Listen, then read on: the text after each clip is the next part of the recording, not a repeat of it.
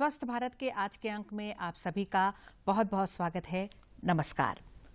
हमें हमेशा बताया जाता है और हम ये जानते भी हैं कि अगर हमें स्वस्थ रहना है तो हमारा खान पान सही होना चाहिए, हमारी नींद अच्छी होनी चाहिए, पूरी होनी चाहिए, हमारी दिनचर्या सही होनी चाहिए, उसमें व्यायाम को शामिल होना चाहिए। हाँ, ये सब हम करने की कोशिश भी करते हैं, लेकिन कई बार छोटी छोटी चीज़ों पर हम ध्यान नहीं देते हैं। जैसे कि हम कैसे उठते हैं, हम कैसे बैठते हैं, हम कैसे पढ़ते हैं। इस तरह की छोटी छोटी जो बातें हैं उन पर भी ध्यान देना बहुत ज़रूरी है। नहीं तो कई बार जो हमारे गर्दन है, कमर है, पीठ है, उसमें दर्द होने की शिकायत हो जाती है और वो आजकल आम है। आम चीज़ों की बात करें तो आजकल दुर्घटना भी बहुत हो जाती है क्योंकि हम ध्यान नहीं देते, लापरवाही बरतते हैं। तो जब दुर्घटना होती है उसमें भी कई तरह की समस्याएं उत्पन्न होती हैं। तो आज हमारी ये कोशिश होगी कि हम अपने इस कार्यक्रम के माध्यम से आपको जो हमारी हड्डियों में दर्द होता है उसके बारे में बात करें, साइटिका के बारे में बात करेंगे, स्लिप डिस्क के बारे में बात करेंगे, जिसके बारे में जानना आप सबको बहुत ज़रूरी है और आप शायद चाहते भी हैं इनके बारे में जानकारी पाना। तो आपको बता दें, इन सारी जानकारियों के साथ विशेषज्ञ के रूप में हमारे स्टूडियो में आज उपस्थित हैं डॉक्टर विक्रम सिंह, जो कि न्यूरोलॉजिस्ट हैं, न्यूरोसर्जन हैं ऑर्किड हॉस्पिटल में। तो डॉक्टर साहब, आपका बहुत बहुत स्वागत है हमारे कार्यक्रम में। नमस्कार। थैंक यू मैम, इस प्रोग्राम पे आमंत्रित करने के लिए आपका बहुत शुक्रिया। जी, बहुत खुशी हुई सर आप यहाँ पर आए हैं। तो जैसा कि हमने अपने दर्शकों को कहा है, वादा किया है कि आज हम साइटिका और स्लिप डिस्क के बारे में बात करेंगे। तो ये साइटिका, स्लिप डिस्क सुनने में तो ऐसा लगता है जैसे दोनों में दर्द ही दर्द है। तो आखिर ये एक ही है या अलग है, क्या है? मैम, इस बीमारी को समझने के पहले रीढ़ का आकार समझना बहुत ज़रूरी है। जी बिल्कुल। हमारी जो रीढ़ होती है उसमें अलग हड्डियां होती हैं। ह्यूमंस में 33 ऐसी हड्डियां होती हैं जो रीढ़ के कॉलम को बनाती हैं। ये गर्दन से लेकर कमर तक ये हड्डियां एक लाइन में रहती हैं और आपस में मूव करती हैं। इन हड्डियों के बीच में डिस्क होता है। डिस्क एक कुशन जैसा स्ट्रक्चर है, एक सॉफ्ट सा स्ट्रक्चर है जो हड्डियों पे पड़ने वाले प्रेशर को खुद पे अब्जॉर्ब कर लेता है। आप समझिए वो किसी मोटे गद्दे की तरह है जो ऊपर से जो भी भार रखा जा रहा है उसको खुद पे अब्जॉर्ब कर ले रहा है। तो ये चीज़ें हैं ये जो हमारी रीढ़ को बनाती हैं। इसके अलावा इन हड्डियों के बीच में से गुजरती हैं हमारी नर्व्स, यानी जिन्हें आम भाषा में नसें बोला जाता है। ये यहाँ से गुजर कर रीढ़ के थ्रू होते हुए हाथों में पहुँचती है और कमर में जो नसें होती है वो वहाँ से होते हुए पैरों में पहुँचती है। ये जो आपने सवाल पूछा कि साइटिका, स्लिप डिस्क, स्पॉन्डिलोसिस, इन सब में क्या डिफरेंस है, ये समझना बहुत ज़रूरी है। ये सब मिलते जुलते टर्म्स हैं। स्पॉन्डिलोसिस एक प्रोसेस है, एक तरह की बीमारी है जिसमें उम्र के साथ या कभी कभी कम उम्र पे भी रीढ़ की जो हड्डियां हैं इनमें इनके जॉइंट्स में थोड़ी खराबियां आती हैं।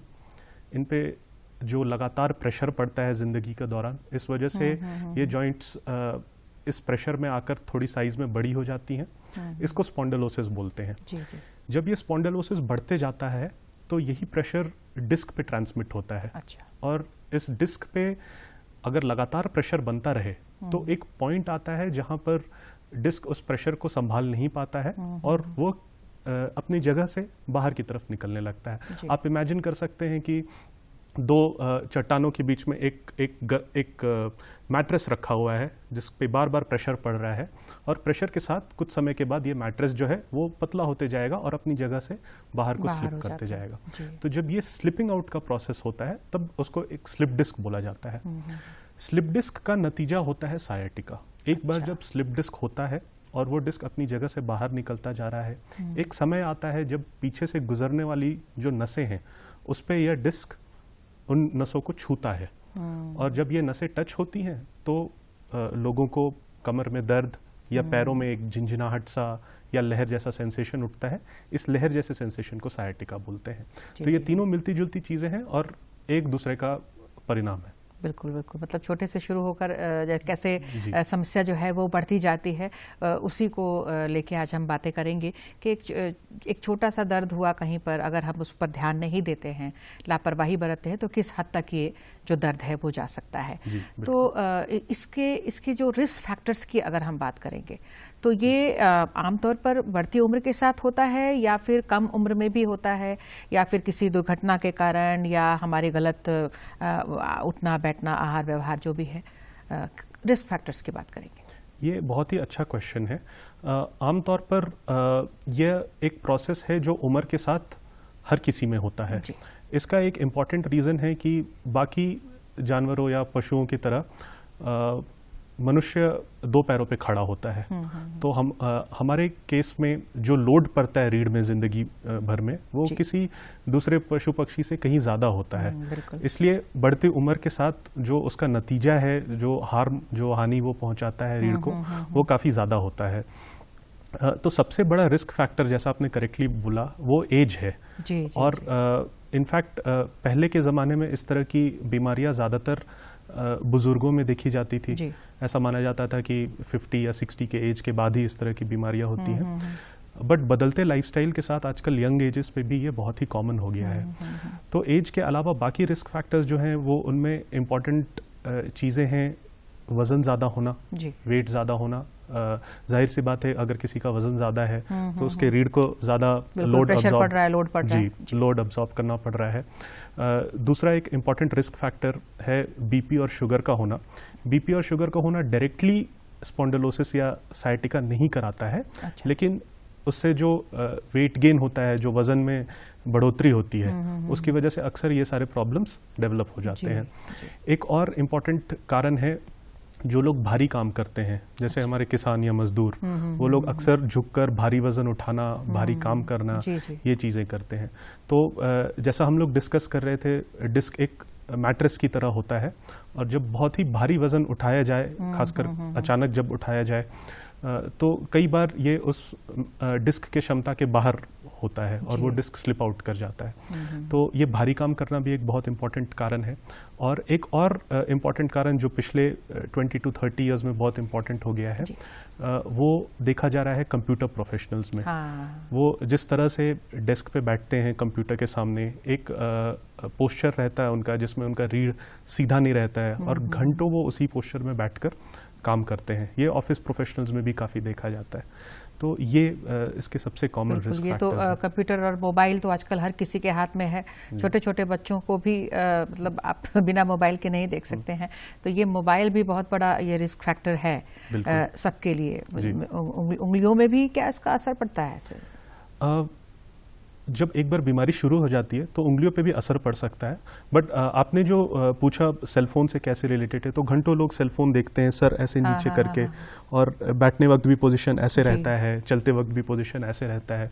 ये एक तो वो स्पॉन्डिलाइटिस की जो वो शुरुआत हो सकती है ऐसे में, इस चीज को लीड कर सकता है। बहुत सारे इसके जो है वो दुष्परिणाम जो है वो सामने आते हैं और आ रहे हैं, क्योंकि इस तरह की समस्याएं जो है लगातार बढ़ रही हैं। आप तो एक एज अ डॉक्टर आप देखते होंगे हर दिन कि इस तरह के शिकायत लेकर लोग आ रहे हैं, और चाहे वो किसी भी उम्र के हों, छोटे हों बड़े हों। जी बिल्कुल। मैं एक न्यूरोसर्जन हूँ, मैं ब्रेन और स्पाइन दोनों का स्पेशलिस्ट हूँ।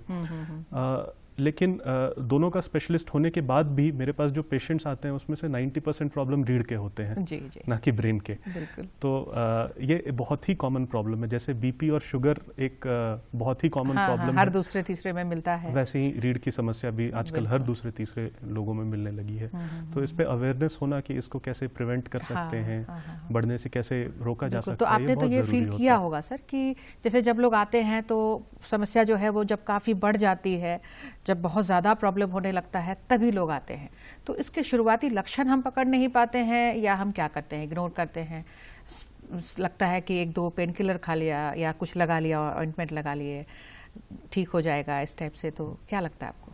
जी बिल्कुल। प्रॉब्लम को नज़रअंदाज करना सबसे इम्पॉर्टेंट कारण है कि क्यों इस तरह का प्रॉब्लम बढ़ते चला जाता है। ज़्यादातर लोग अगर वो शुरुआत के स्टेजेस में अपनी बीमारी को समझ लें हाँ, या हाँ, उनको हाँ, समझा दिया जाए, बिल्कुल तो काफी सारे केसेस में इसको बढ़ने से रोका जा सकता है। बिल्कुल। तो हमारा ये स्वस्थ भारत कार्यक्रम एक माध्यम बना है अभी कि हम अपने दर्शकों को इसके जो प्रारंभिक लक्षण हैं वो बता पाएं और दर्शक हमारे इस पर ध्यान देंगे और इनको अपने जीवन में लागू करेंगे। तो ये जो शुरुआती जो लक्षण है उसको पहचान लेंगे तो ये आगे बढ़कर जो स्थिति और गंभीर हो जाती है वो नहीं होगा। तो सर आप प्लीज आप प्रारंभिक लक्षण के बारे में बताएंगे। शुरुआती लक्षणों में जैसा हम लोगों ने डिस्कस किया, पहले स्पॉन्डिलोसिस होता है, फिर स्लिप डिस्क होता है, फिर सियाटिका होता है। इस सीक्वेंस में चीजें प्रोग्रेस करती हैं। तो सबसे शुरुआती लक्षण होता है कि लोग अक्सर गर्दन में दर्द बताते हैं या एक गर्दन में एक जकड़न सा महसूस होता है उनको।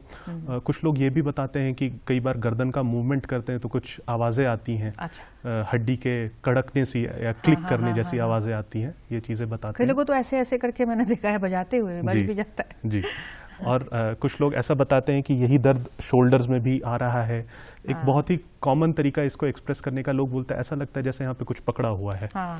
और कुछ लोगों को, ये भी एक बहुत इंपॉर्टेंट चीज है जो मैं नेक्स्ट बताने जा रहा हूँ, कुछ लोगों को गर्दन के बीमारी की वजह से प्रॉब्लम एक्चुअली सर में रहता है। तो शुरुआती स्टेजेस में अच्छा, तो उनको सर के पीछे के भाग में भारीपन सा लगता है। उनको ऐसा लगता है जैसे सर पे कुछ वजन रख दिया है और दिन भर एक हल्का हल्का मीठा मीठा सा दर्द दिन भर रहता है। अच्छा। जो बना रहता है। इसके अलावा कई लोगों को चक्कर भी आता है शुरुआती लक्षणों में। तो कई बार क्या होता है कि इस दर्द और चक्कर को सर के प्रॉब्लम के लिए कंफ्यूज किया जाता है। और क्योंकि लोग कई बार स्पेशलिस्ट को समय पे नहीं दिखाते हैं। हाँ, तो इसका इलाज एक दूसरे तरीके से चल रहा होता है जो इस तरह की बीमारी के लिए करेक्ट नहीं है। तो ऐसे करके ये डायग्नोसिस मिस हो जाता है शुरुआती स्टेजेस में। और फिर जैसे जैसे बीमारी बढ़ती है तो दर्द फिर हाथों में आने लगता है। हाथ में इसलिए आता है क्योंकि उस पॉइंट पे हाथ की जो नसें हैं उन पर थोड़ा प्रेशर पड़ता है। तो हाथ में एक लहर जैसा आना, या हाथ या उंगलियों में झिनझिनाहट होना, या कोई भारी चीज उठाने पर ताकत नहीं महसूस होना, अपने ग्रिप में वीक लगना उस पर्टिकुलर अंग को। जी, ये सारी चीजें होती हैं गर्दन के स्पॉन्डिलोसिस की वजह से। यही सेम प्रोसेस कमर में भी होता है। ये गर्दन और कमर दो हिस्से हैं रीढ़ के जहां पे ये बीमारी सबसे कॉमनली होती है। बीच के रीढ़ में उतना कॉमनली नहीं होता है। कमर में जिन लोगों को प्रॉब्लम होता है उनको शुरुआती दौर में कमर दर्द होता है। लंबे समय तक बैठे रहें तो उनको अजीब सा अकड़न सा होने लगता है और उनको उठ के चलना पड़ता है। कुछ लोग बताते हैं थोड़ी देर चलने के बाद बैठने का मन करने लगता है, ऐसा लगता है जैसे पैर के पीछे की तरफ कुछ खिंचाव हो रहा है। कुछ लोग बताते हैं कि लहर सा दर्द पैर के पीछे से या साइड से जा रहा है और पैरों में झिनझिनाहट सा हो रहा है। तो ये कुछ शुरुआती लक्षण है जिसके लिए सबको सतर्क रहना चाहिए। बिल्कुल, चाहे कोई भी उम्र हो। जैसा हमने शुरू में ही कहा अभी बातचीत के दौरान कि अभी उम्र तो अभी किसी भी बीमारी में उम्र हम लोग अभी नहीं देख रहे। किसी भी उम्र में कोई भी बीमारी किसी को भी हो जा रही है क्योंकि हमारी लाइफस्टाइल जो है, दिनचर्या ऐसी हो गई है। और इस तरह के लक्षण अगर हमको दिखे तो फौरन अपने चिकित्सक के पास जाना चाहिए। लोग डरते हैं कि जाएंगे तो पता नहीं क्या निकलेगा, नहीं निकलेगा, डॉक्टर क्या बोलेंगे, नहीं बोलेंगे। डॉक्टर की सुनते भी नहीं है, कई बार अपने मन से दवा लेते हैं। तो तुरंत जाना चाहिए। जाने के बाद क्या क्या होता है सर? जी बिल्कुल, देखिए बीमारी को नज़रअंदाज करने से बीमारी दूर नहीं हो जाएगी। वो अंदर ही अंदर पनपती रहेगी और वो एक ऐसे स्टेज पे पहुंच जाती है जहां पे फिर चीज़ों को मैनेज करना थोड़ा और मुश्किल हो जाता है। तो जब भी ऐसे पेशेंट्स आते हैं मैं उनका एक डिटेल्ड चेकअप करता हूँ। डिटेल्ड चेकअप में सिर्फ पेशेंट के कंप्लेंट्स नहीं होते, यानी सिर्फ वो चीज़ें नहीं होती जो पेशेंट बताते हैं। उसके अलावा हम लोग एक चीज़ करते हैं जिसको एग्जामिनेशन बोला जाता है। उसमें हाथ के पैर का एग्जैक्ट पावर चेक किया जाता है। ये पावर चेक करने का एक ग्रेडिंग सिस्टम होता है। अच्छा। हाथ और पैर में के सेंसेशन जो है उसको चेक किया जाता है कि कहीं हाथ पैर के किसी भाग में सेंसेशन कम तो नहीं हो गया। और एक चीज़ चेक की जाती है जिसको रिफ्लेक्सेस बोलते हैं। ये सब एक न्यूरोलॉजिकल एग्जामिनेशन का एक स्टैंडर्ड पार्ट है। तो ये सारे टेस्ट किए जाते हैं। ये बेसिकली इसलिए किया जाता है क्योंकि जिन लोगों की बीमारी बहुत ही एडवांस स्टेज में पहुंच चुकी होती है उनको सिर्फ दर्द और झिंझनाहट नहीं, उनको एक पॉइंट के बाद जाके लकवा सा डेवलप होने लगता है। हाथ पैर में कमजोरी आने लगती है, हाथ पैर उठा नहीं पाते हैं, पैर टाइट होने लगते हैं, पैर में ऐसा जकड़न आ जाता है जैसे वो बोलेंगे कि ऐसा लगता है भार लगा दिया गया है पैर में चलते वक्त, और सीढ़ी चढ़ने में मुश्किल होती है। तो हम लोग इन सारी चीज़ों का चेकअप करते हैं। उसके बाद डिसाइड किया जाता है कि किस पेशेंट में कौन से टेस्ट्स ज़्यादा ज़रूरी हैं। कई सारे केसेस जिनमें प्रॉब्लम बहुत ही माइल्ड है, यानी सिर्फ दर्द और थोड़ी झंझनाहट की समस्या है, उन केसेस में कई बार शुरुआती तौर पे एम्पिरिकल दवाइयाँ दी जाती हैं। एम्पिरिकल यानी एक सस्पिशन के अंडर कुछ दवाइयाँ दी जाती हैं और एक्सरसाइज किया जाता है। डायरेक्टली हर पेशेंट में MRI स्कैन करवाना ज़रूरी नहीं है। तो जिन लोगों का सिम्टम्स कम है उनके लिए हम लोग ऐसे ही ट्रीट करते हैं। नॉर्मली चेकअप करके आप जो एग्जामिनेशन करते हैं उसके बाद दवा से भी इस तरह की समस्या जो है वो ठीक हो जाती है। ऐसा नहीं है कि हर बार जी, इनफैक्ट ऑलमोस्ट 95% केसेस में जो बीमारी होती है वो सिर्फ दवा और एक्सरसाइज के लायक होती है। ये दो जरूरी चीजें रहती हैं। अच्छा, एक्सरसाइज की बात सर की आपने, बीच में रोक रही हूँ आपको, एक्सरसाइज के कारण भी इस तरह की समस्या होती है क्या? जी बिल्कुल, हर तरह का एक्सरसाइज अप्रोप्रिएट नहीं होता है। एक बार जब किसी को बीमारी हो गई है उसके बाद एक्सरसाइज करना, भारी वजन उठाना, वेट्स उठाना जैसे जिम में, ये जनरली इसको रिकमेंड नहीं किया जाता है एक बार जब किसी को ये प्रॉब्लम हो गया हो। बट कुछ तरह की एक्सरसाइजेज होती हैं जिसको जनरली फिजियोथेरेपिस्ट रिकमेंड करते हैं। अच्छा। ये एक्सरसाइजेज बहुत ही बेनिफिशियल होती हैं और ये exercises generally free hand exercises होती हैं, यानी इसमें वजन का या किसी भारी चीज का कोई इन्वॉल्वमेंट नहीं होता है। हाथ और पैर को खुद से एक्सरसाइज करना पड़ता है। मतलब अगर इस तरह की समस्या हो तो एक फिजियोथेरेपिस्ट के अंडर रह के, मतलब उनकी देखरेख में अगर हम एक्सरसाइज करें तो इसका जो साइड इफेक्ट्स है एक्सरसाइज के कई बार हो जाते हैं वो नहीं होगा। और आजकल तो युवाओं में खास करके देख ही रहे हैं किस तरह से बॉडी बिल्डिंग और ये तो उसके कारण भी न सिर्फ इस तरह की समस्या बल्कि और भी कई समस्याएं हो रही हैं। उनके लिए कुछ सजेशन देना चाहेंगे आप? एक्सरसाइज करना, जिम जाना बहुत ही अच्छी बात है। मैं ऐसा तो नहीं कहूँगा कि लोगों को जिम नहीं जाना चाहिए, एक्सरसाइज नहीं करना चाहिए। बट जिनको इस तरह के प्रॉब्लम्स हैं, लगातार कमर में दर्द रह रहा है या पैर में झिंझिनाहट हो रही है, इनको एक्सरसाइज के समय थोड़ा कॉशन रखना चाहिए, थोड़ा सतर्क रहना चाहिए।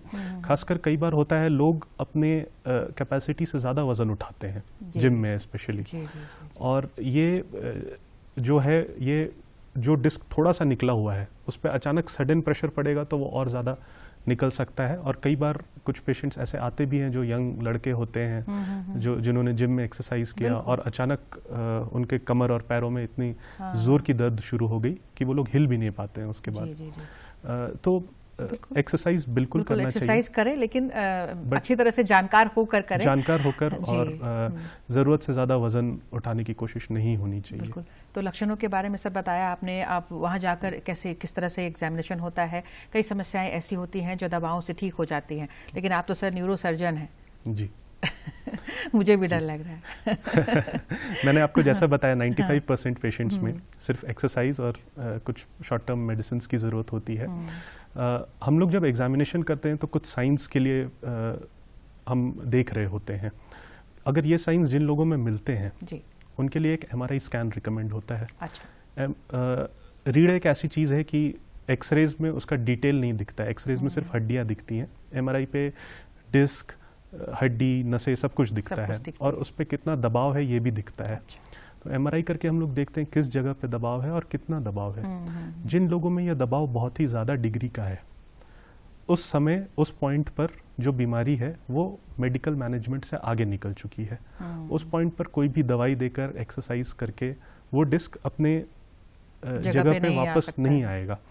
तो उसका एक ही सॉल्यूशन बच जाता है, वो है सर्जरी करके उस जो चीज नस को दबा रही है उसको वहां से हटा देने का। बिल्कुल। तो ये इस तरह की सर्जरी जो है वो मतलब बहुत ज्यादा मतलब देर तक चलने वाली सर्जरी है, लंबा है, कष्टदायक है। जी देखिए, पहले इस तरह की सर्जरीज बहुत लेट तक चलती थी और थोड़ी कॉम्प्लेक्स भी होती थी क्योंकि उसमें लंबा चीरा लगता था।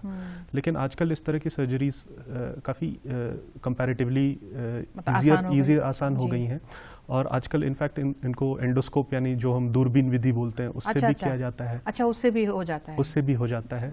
और पहले जो बड़ा चीरा लगता था आजकल सिर्फ 2 सेंटीमीटर के चीरे के साथ या कुछ कुछ केसेस में इवन 1 सेंटीमीटर के इंसिजन के साथ भी किया जा सकता है। ये सब हर इंडिविजुअल टू इंडिविजुअल थोड़ा डिफर करता है। कुछ कुछ लोगों को सिर्फ जैसा मैंने आपको बताया अलग अलग हड्डियां रहती हैं। कुछ कुछ लोगों को प्रॉब्लम सिर्फ एक लेवल पे रहता है, उनको सिर्फ एक जगह पे सर्जरी की जरूरत रहती है। कुछ लोग होते हैं जिनको कई सारे लेवल्स पे सर्जरी की। मैं अपने पेशेंट्स को जनरली कैसे समझाता हूँ कि ये रीढ़ जो है ये एक बिल्डिंग की तरह है, इसमें अलग अलग फ्लोर है।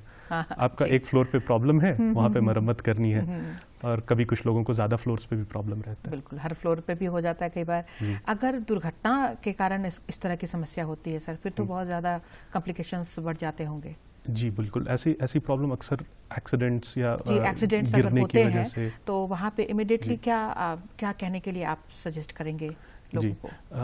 अगेन एक्सीडेंट्स होने के बाद ये जो साइंस हम लोगों ने डिस्कस किए, उसके जो लक्षण होते हैं वो एक जैसे ही होते हैं। बस ये है कि उसके लक्षण बहुत जल्दी हो जाते हैं, धीरे धीरे और कई जगह हो सकते हैं ये जी कॉम्प्लिकेशंस। जी बिल्कुल, कई जगह भी हो सकते हैं। कई बार रीढ़ में फ्रैक्चर्स भी रहते हैं चोट लगने की वजह से, और कई बार फ्रैक्चर नहीं होता है, बस डिस्क अपनी जगह से निकला हुआ होता है। तो इन केसेस में, इस तरह के केसेस में अक्सर सर्जरीज की जरूरत पड़ती है, क्योंकि ये सारे केसेस में जो प्रोसेस रहता है और जो इंजरी हुई रहती है वो एक ज्यादा डिग्री की होती है, तो इसमें अक्सर सर्जिकल प्रोसीजर का जरूरत पड़ता है। जी बिल्कुल।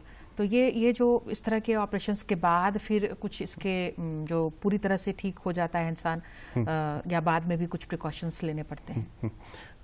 देखिए, तो जैसा हम लोगों ने डिस्कस किया, ये फ्लोर्स की तरह है। एक फ्लोर पर रिपेयर वर्क तो कर दिया गया है, बट ये जो बीमारी है ये पूरे रीढ़ की है, पूरे बिल्डिंग की है जी। तो बाकी फ्लोर्स पर भी लाइफ में आगे जाके प्रॉब्लम होने का चांसेस रहता है। इसलिए सर्जरी होना एक उस लेवल के लिए तो उस समय के लिए अच्छा इलाज है, उस फ्लोर के लिए ठीक है, उस फ्लोर के लिए अच्छा इलाज है। लेकिन पूरी बिल्डिंग के लिए आगे के लाइफ में भी एक्सरसाइज, फिजियोथेरेपी और कभी कभी दवाइयां भी कंटिन्यू करना जरूरी रहता है। बिल्कुल। तो कई बार जो दवाइयों की बात आपने की है, लोग अपने से भी जो दवाइयां लेते हैं उसके भी कुछ साइड इफेक्ट्स पड़ते हैं? देखिए, आमतौर पे इस तरह की दवाइयां जो इस बीमारी में यूज की जाती हैं वो नॉर्मल दर्द की दवाइयां नहीं होती हैं। अक्सर इन केसेस में नॉर्मल दर्द की दवा लेने से, लेकिन हम लोग दर्द की दवाइयां ले लेते हैं। जी।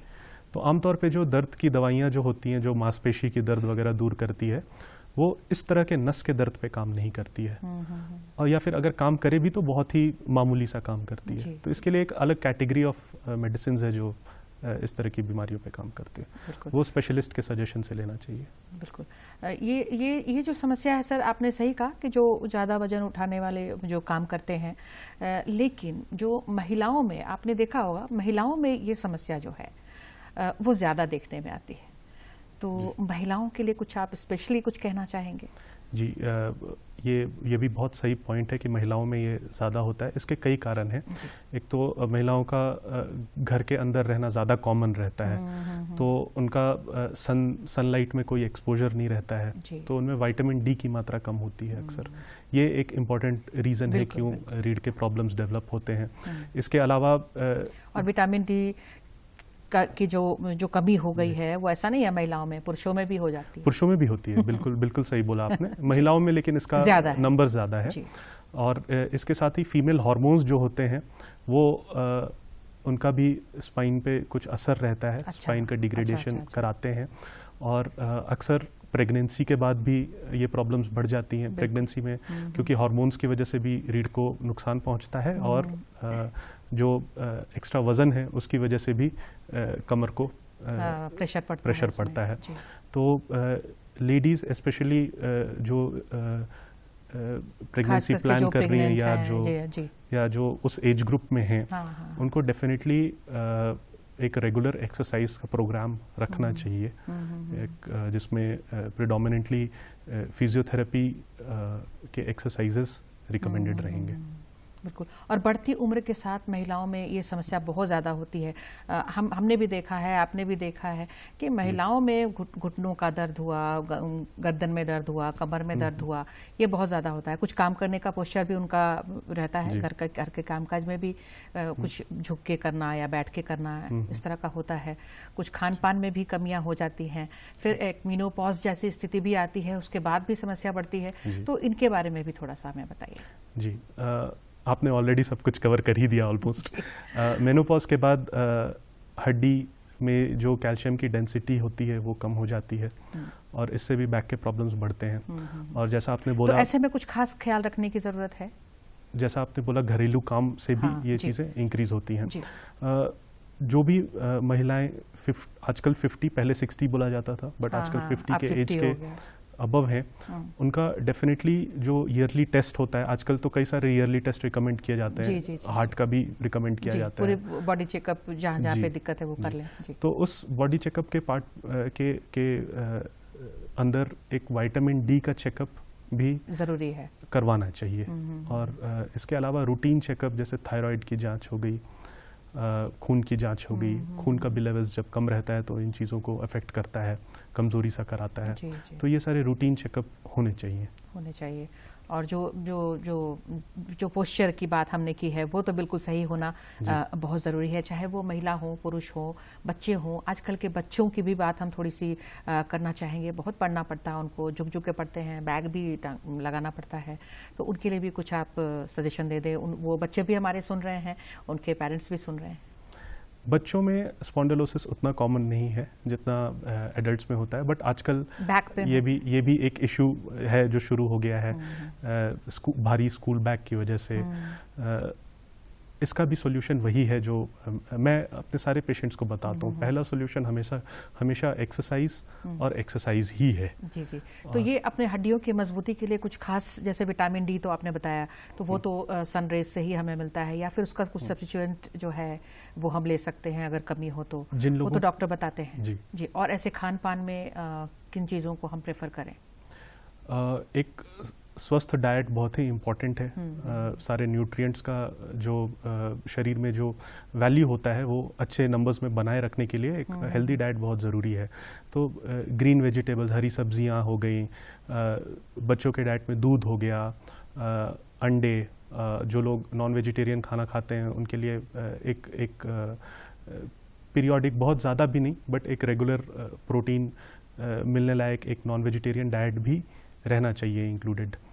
बिल्कुल। तो ये तो हम हमेशा कहते हैं कि जो हम अगर स्वस्थ रहना चाहते हैं हर तरह से, तो हमें पौष्टिक आहार लेना है, व्यायाम करना है, और अपने जो पोस्चर है हमारा वो बिल्कुल सही होना चाहिए। सारी जानकारियां रखें और तभी इन सब चीज़ों से आप बचे रहेंगे, इस तरह की परेशानियों से बचे रहेंगे।